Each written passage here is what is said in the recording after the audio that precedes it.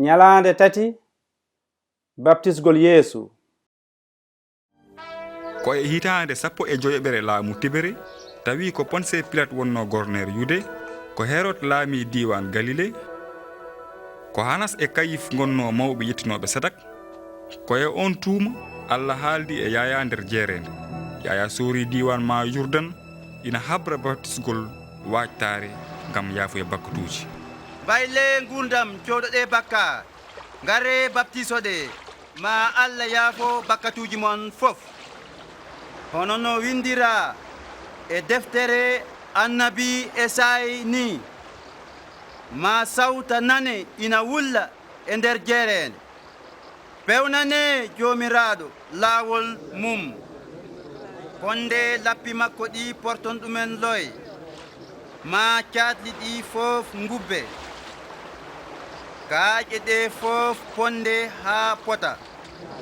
Laabi goñi ɗiɗi ma goñte porto, laabi ñaaɗi ɗi ma berke ha ɗaata.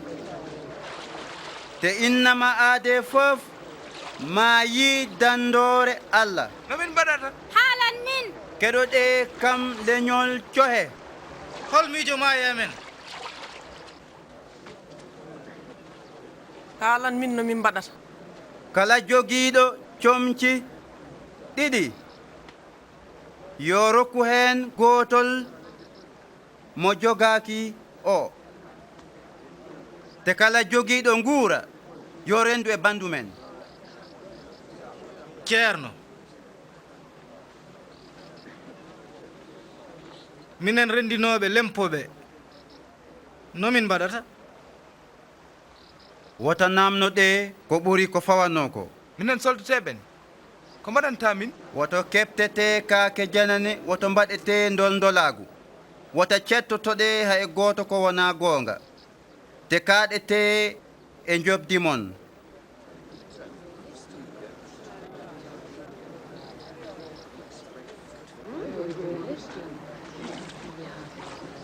Haalan min ka almasihu o?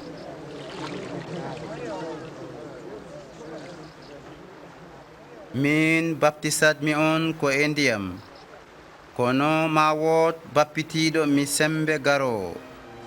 Mi handani hay e haɓɓitidde pille paɗe makko, ko on jogori baptisirde on ruhu ceniɗo wondude e jaygol. Ma o serndu gawri ndi e guufi ɗi, o natna gawri ndi fof fawru makko.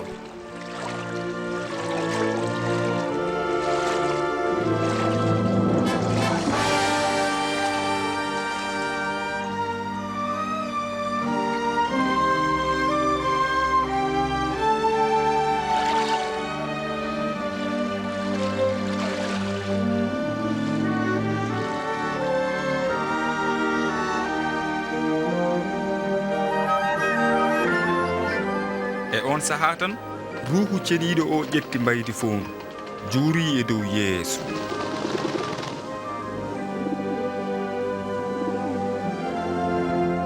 Sawta ummii dow asaman wi, kaa ɓiyam mo korsinmi mboɗo wondi e ma. Holno Yaya yottiniri nelal mum faade e yimɓe ɓe jiida ciirol?